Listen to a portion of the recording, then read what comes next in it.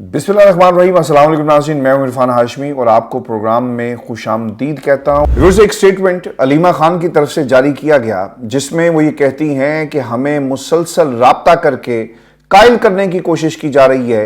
कि जुबान को बंद रखो और खामोशी का रास्ता इख्तियार करो, बदले में हम तुम्हें इमरान खान की आज़ादी दे देंगे। व्यूअर्स, इस स्टेटमेंट के साथ 4 चीज़ें जुड़ी हुई हैं। पहली चीज़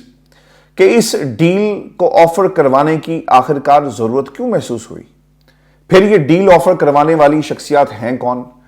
और फिर इमरान खान ने आखिरकार इस डील को आज तक कबूल क्यों नहीं किया, और फिर आखिर में आगे क्या होगा। पहला सवाल, जब कोई बड़ा लीडर इमरान खान जैसी शख्सियत जब जेल में होती है ना, तो बार बार टेस्ट किया जाता है कि जाकर देखो कि टूट गया है, खामोशी इख्तियार करेगा, जैसा हम कहेंगे वैसा करेगा, और बार बार उसे इस तरह की डील्स जो हैं देकर ऑफर करवाकर चेक किया जाता है। और इस वक्त यही कुछ जो है वो हो रहा है जो अलीमा खान ने स्टेटमेंट जारी की। और जब शख्सियत इमरान खान जैसी हो, जिसके तमाम लोगों को उससे छीन लिया गया, निशान जो था पार्टी का वो भी छीन लिया गया, पाकिस्तान तहरीक इंसाफ के लोगों से प्रेस कॉन्फ्रेंसेस करवाई गई,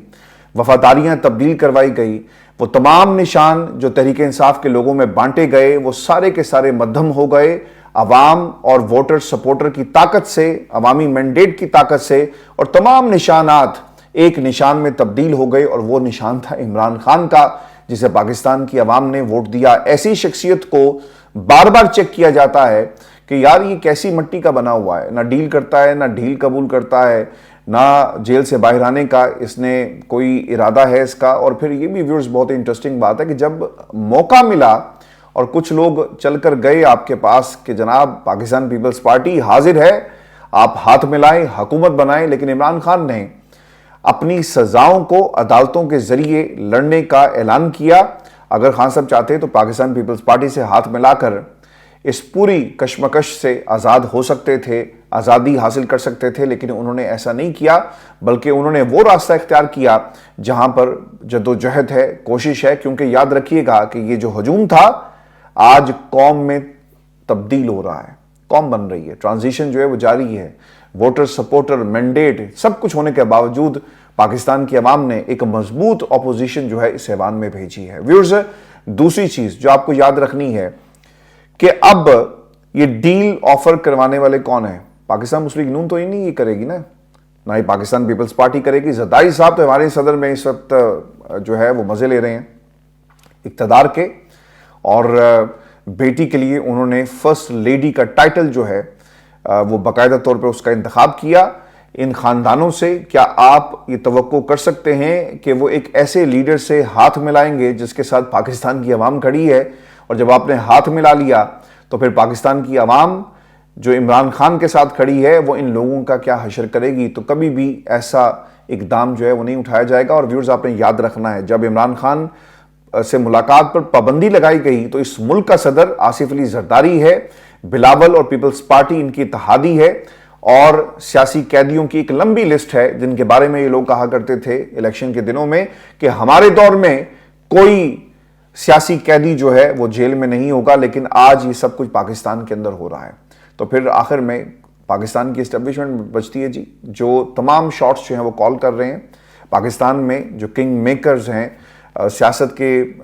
जो रखवाले हैं, पाकिस्तान में जो ताकतवर हल्के हैं, वो ये सब कुछ कर रहे हैं। और बार बार डील की बात जो है होती है, बाज़ लोग इसे मफाहमत का नाम दे देते हैं, बाज़ लोग जो है इसे कहते हैं कि बर्फ़ जो है पिघल रही है और तमाम लोग ऑन बोर्ड आ गए, एक पेज पर मौजूद हैं। और माजी में भी हमने इसी इत्तेहाद या इसी जो एक हम आहंगी है, इसको हमने एक पेज का नाम देते हुए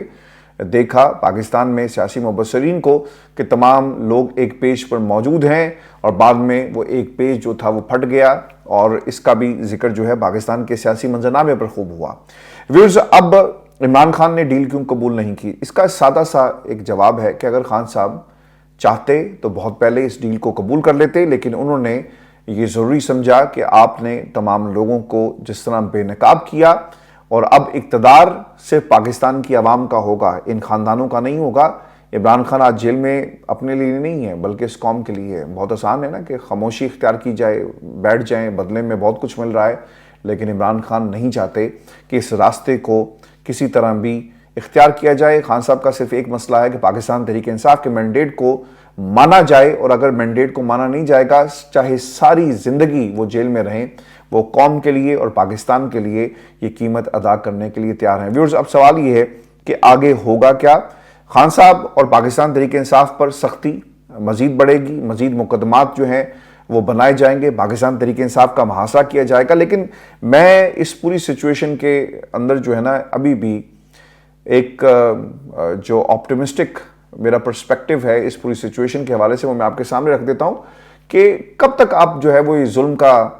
نظام جو ہے وہ چلائیں گے، کب تک گرفتاریاں ہوں گی، کب تک عدالتیں خاموش ہوں گی؟ کہیں نہ کہیں جا کر یہ معاملہ رکنا ہے۔ جنرل پرویز مشرف صاحب کو اپنی حکومت اور پھر جس طرح سے انہوں نے جو سیاست کے اندر قدم رکھا اور صدارت اور پھر ریفرینڈم اور پھر ان کی خواہش تھی کہ وہ پاکستان میں اپنے آپ کو منوائیں، یعنی اپنا سیاسی چہرہ قوم کے سامنے لے کر آئے، اس سے پہلے بہت گھمنڈ تھا کہ شاید ان کا یہ اقتدار کبھی ختم نہیں ہوگا۔ آخرکار وہ اقتدار بھی ختم ہو گیا اور پھر پاکستان کی عوام نے دوبارہ سے کنٹرول سنبھالا، یعنی سیاسی جماعتیں جو ہیں جمہوریت کے ذریعے وہ دوبارہ سے ایسی پوزیشن میں آ گئی جہاں پر انہوں نے جمہوریت کو بحال کیا۔ تو خان صاحب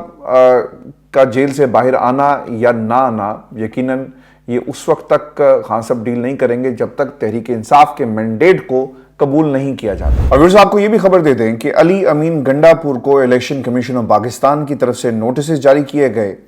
اور یہ نوٹسز ایسے وقت میں ہوئے جب علی امین گنڈا پور جو ہیں وہ وفاق پر تابڑ توڑ حملے کر رہے ہیں۔ ٹیکس کی ادائیگی کا معاملہ ہو،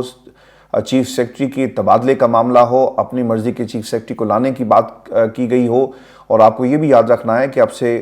2 دن پہلے علی امین گنڈا پور نے پاکستان تحریک انصاف کا ایک بہت بڑا اور کامیاب جلسہ جو ہے وہ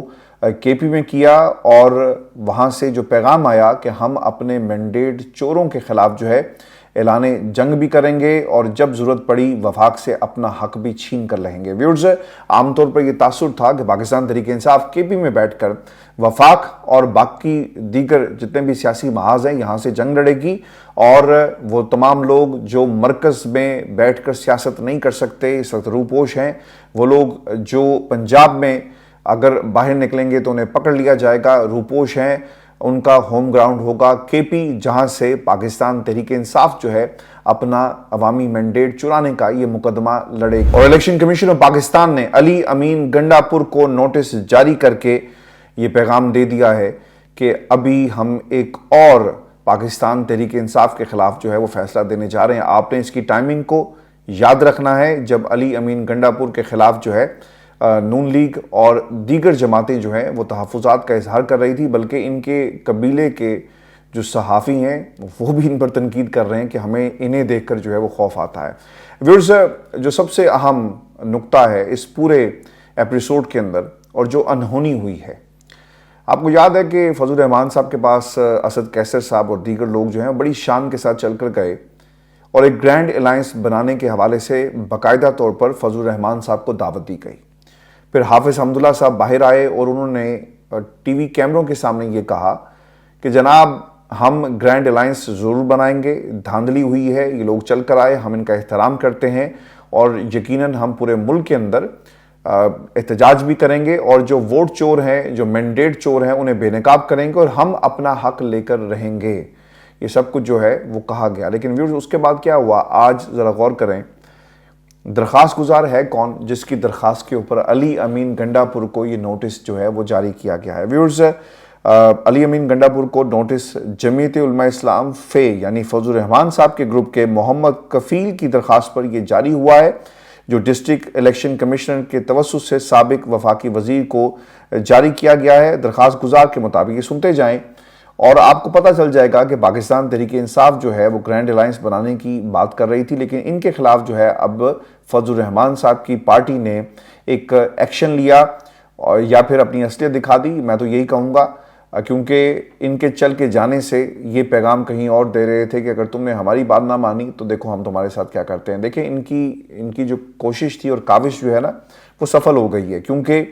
فضل الرحمان صاحب نے یوسف رضا گیلانی صاحب کی حمایت کے لیے باقاعدہ طور پر جو ہے رضامندگی کا اظہار کر دیا، یعنی بات جو ہے وہ ہو گئی ہے، اور آصف علی زرداری صاحب جو ہیں وہ فضل الرحمان کو منانے میں کامیاب ہو گئے، اسی لیے پاکستان پیپلز پارٹی کے ساتھ جا کر اور سینٹ میں یوسف رضا گیلانی کے لیے اب وہ اپنی سپورٹ کا انہوں نے باقاعدہ طور پر اظہار کر دیا۔ ویورز، اب درخواست گزار نے کیا کہا ہے، وہ یہ کہتے ہیں کہ 2020 کے اثاثوں کے مطابق جو تفصیلات ہمارے پاس موجود ہیں، علی امین گنڈاپور نے گاڑی حاصل کی۔ درخواست میں کہا گیا کہ علی امین گنڈاپور کے نام تحصیل کراچی میں 735 کنال اراضی منتقل کی گئی۔ الیکشن کمیشن کے 2 رکنی بینچ نے علی امین گنڈاپور سے متعلق مختصر فیصلہ جاری کیا، جس میں کہا گیا کہ درخواست گزار کے مطابق علی امین گنڈاپور کو منتقل زمین کے اصل مالک آصف خان تھے۔ فیصلے میں مزید کہا گیا کہ درخواست گزار، آپ یہ سنتے جائیں، اور اتنی انفارمیشن نکال کر، یعنی اتنے برس گزر جانے کے بعد، یعنی 2020 کا یہ کیس ہے، آپ نے 2024 میں یہ معاملہ کاغذات نکالے۔ علی ظفر صاحب بھی عمران خان کے مقابلے کے کیس کے اندر یہ نقطہ اٹھا چکے، اور آج آپ اسے بنیاد بنا کر اب اس کیس پہ کو چلا رہے ہیں، اور دوسری طرف الیکشن کمیشن آف پاکستان نے یہ نوٹس جو ہے وہ جاری کر دیا ہے۔ اگر یہ درخواست کو قبول کر لیا جاتا ہے تو ویورز یاد رکھیے گا کہ علی امین گنڈاپور غلط بیانی کی بنیاد پر جو کیس تیار کیا جائے گا وہ اپنی صوبائی اسمبلی کی نشست کے اہل جو ہیں وہ نہیں رہیں گے، اور انہیں وزارت اعلیٰ سے فارغ کر دیا جائے گا۔ ویورز، اس میں کچھ چیزیں میں آپ کے سامنے رکھ دیتا ہوں، اور یہ بہت ہی اہمیت کی حامل ہیں۔ آپ کو یہ یاد رکھنا چاہیے کہ الیکشن اگر یہ کرتا ہے، الیکشن کمیشن اگر یہی اقدام اور یہی فیصلہ کرتا ہے تو الیکشن کمیشن کا کردار آبویسلی ایک ویلن جیسا ہوگا، لیکن پاکستان تحریک انصاف جو ہے کہاں پر کھڑی ہوگی؟ کہیں کچھ نہیں ہوگا، ایک جائے گا دوسرا آئے گا، کیونکہ اب یہ جو لشکر ہے پاکستان تحریک انصاف کا یہ بڑے سے بڑا ہوتا جا رہا ہے۔ ایک 2/3 اکثریت کے پی کے اندر آپ کے پاس موجود ہے۔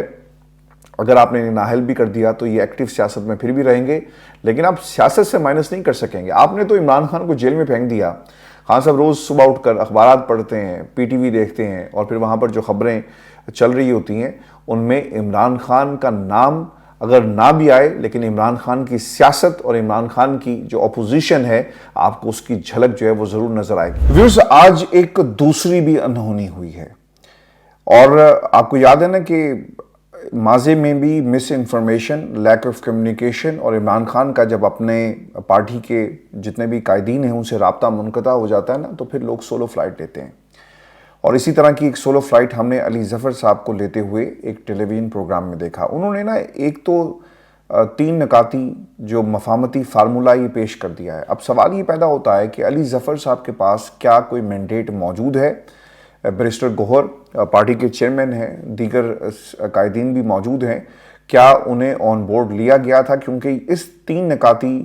جو مفاہمتی فارمولہ ہے اس میں بہت سارے سکم موجود ہیں۔ مثال کے طور پر وہ یہ کہتے ہیں کہ جناب کہ الیکشن 2024 کے 10 متنازع حلقوں کا آڈٹ کرایا جائے۔ اچھا، پھر انہوں نے یہ بھی کہا کہ خواتین کی جو گرفتار خواتین ہیں تحریک انصاف کی ان کو رہا کیا جائے، اور ہمیں احتجاج کی اجازت دی جائے۔ اب ذرا غور کیجئے گا کہ آپ نے 3 شرائط جو ہیں وہ پیش کر دی، اور ان 3 شرائط میں یعنی جو مفاہمتی فارمولہ تھا وہ علی ظفر صاحب نے جو پیش کیا ہے یہ کس طرح ایک غلط فارمولہ ہے، اور میں یہ سمجھتا ہوں کہ جب مس انفارمیشن اور جو لیک آف کمیونیکیشن ہے اس کی وجہ سے یہ 3 نکاتی فارمولہ جو سامنے آیا، اور وی ڈونٹ نو کہ پیچھے اس کے کیا ہو رہا ہے اور کیا سوچ کار فرما ہے۔ ویورز، آپ کو یہ یاد رکھنا چاہیے کہ علی ظفر صاحب پارٹی کے چیئرمین نہیں ہیں، اپوزیشن لیڈر نہیں ہیں، ان کے پاس یہ مینڈیٹ کس نے انہیں دیا کہ وہ چیئرمین عمران خان، بیرسٹر گوہر یا بانی P T I Imran Khan کی اجازت کے بغیر یہ 3 نکاتی مفاہمتی فارمولہ جو پیش کریں۔ اچھا، اب اس 3 نکاتی فارمولے میں غلطیاں کیا ہیں؟ نمبر 1، عمران خان کی پیشگی رہائی کا اس میں سرے سے ذکر نہیں کیا گیا۔ خان صاحب کہتے ہیں نا علی ظفر کہ ہمارے لیڈر کو فوری طور پہ رہا کیا جائے کیونکہ انہیں سیاسی انتقام کا نشانہ بنایا جا رہا ہے۔ مجھے علی ظفر صاحب کی جو یہ 3 نکاتی فارمولہ ہے میں اس سے بالکل بھی اتفاق نہیں کرتا۔ آپ ضرور اپنے کمنٹس بھیجیے گا، اور آپ بھی اپنی رائے جو ہے وہ دیں کہ آپ کا کیا خیال ہے کہ جو نکات انہوں نے اٹھائے، چونکہ ان سے اچھے تو سینیٹر مشاہد حسین سعید صاحب تھے، جنہوں نے یہ تو کہا نا کہ قیدی نمبر 804 کو رہا کیا جائے کیونکہ سیاسی مقدمات ان پر بنائے گئے۔ باقی لوگ اچھے تھے، بیرسٹر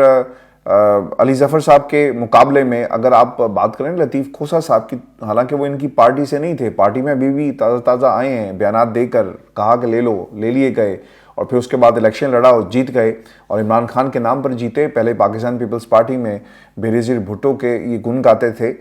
تو ان سے اچھے تو وہ نکلے جنہوں نے جیتنے کے بعد یہ اعلان کیا، تقاضا کیا کہ عمران خان کو فوری طور پر جو ہے وہ رہا کیا جائے۔ یہ عوام کا مینڈیٹ ہے اور عوام کا فیصلہ یہ ہے کہ عمران خان ان کا لیڈر ہے، کوئی بند کمرے میں بیٹھے ہوئے فیصلہ کرنے والے لیڈر نہیں ہیں۔ آپ سے اچھے تو وہ نکلے۔ اب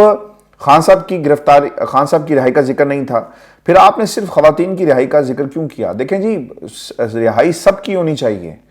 اور اگر کہیں کوئی ثبوت موجود ہے تو قانون حرکت میں آئے، کارروائی کرے۔ اچھا، اب اس کے ساتھ ساتھ خان صاحب نے ایک اور بات بھی کی۔ خان صاحب یہ کہتے ہیں آئی ایم ایف سے جو بات ہوئی کہ 30% سیٹس کا جو ہے وہ آڈٹ کروایا جائے، آپ کو یاد ہے نا؟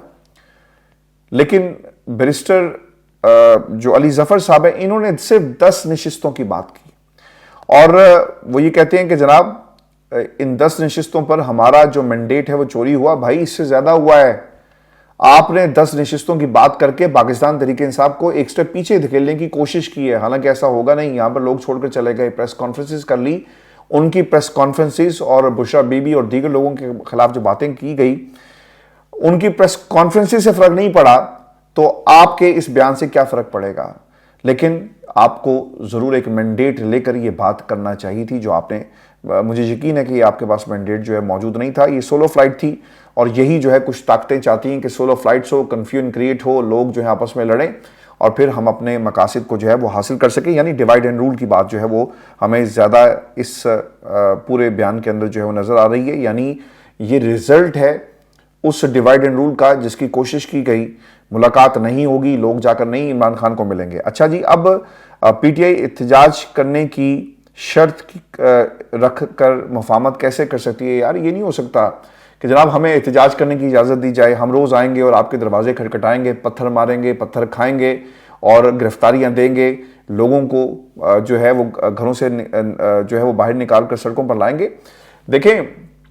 اگر آپ ایک کمیشن کا مطالبہ کریں، الیکشن کمیشن، آپ کو کہنا کیا چاہیے تھا کہ الیکشن کمیشن فوری طور پر مستعفی ہو جائے، چونکہ انہوں نے پاکستان کی عوام کا مینڈیٹ جو ہے وہ چوری کیا، اور اس الیکشن کے بعد اب دھاندلی کے ثبوت بھی موجود ہیں۔ پورے کے پورے الیکشن جہاں جہاں سے فارم 45 کی بات ہوئی ہے ان کو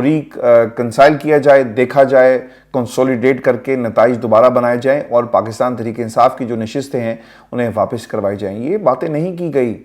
جب آپ کہیں گے نا کہ ہمیں احتجاج کرنے کی اجازت دی جائے، یار یہ آپ کا رائٹ ہے، آپ کو کوئی دے یا نہ دے، آپ کا احتجاج، اس میں مفاہمتی فارمولے کے اندر احتجاج کی بات جو ہے وہ نہیں اس طرح رکھی جا سکتی۔ آپ کو بریک تھرو کرنا تھا، کوئی نتیجہ اخذ کر کے نتائج حاصل کرنے تھے، لیکن آپ احتجاج کی بات کریں، چونکہ احتجاج کرنے کے بعد اگر آپ اپنے حق کی بات کریں گے تو پھر مفاہمتی فارمولے کی کوئی ضرورت نہیں ہے۔ آپ احتجاج کریں، اور ریاست اپنا زور لگا رہی ہے، ادھر سے تحریک انصاف زور لگائے۔ اچھا جی، اب علی ظفر جنہوں نے خود ساختہ مفاہمتی فارمولہ دیا نا جی، اس سے پاکستان تحریک انصاف جو ہے وہ مشکل میں آ سکتی ہے۔ اور ویورز، آپ کو میں یہ بھی خبر دے دوں کہ 6 فروری یعنی عام انتخابات سے 2 دن پہلے انسداد دہشت گردی کے جج ابو الحسنات ذوالقرنین نے پی ٹی آئی کے اسلام آباد سے امیدوار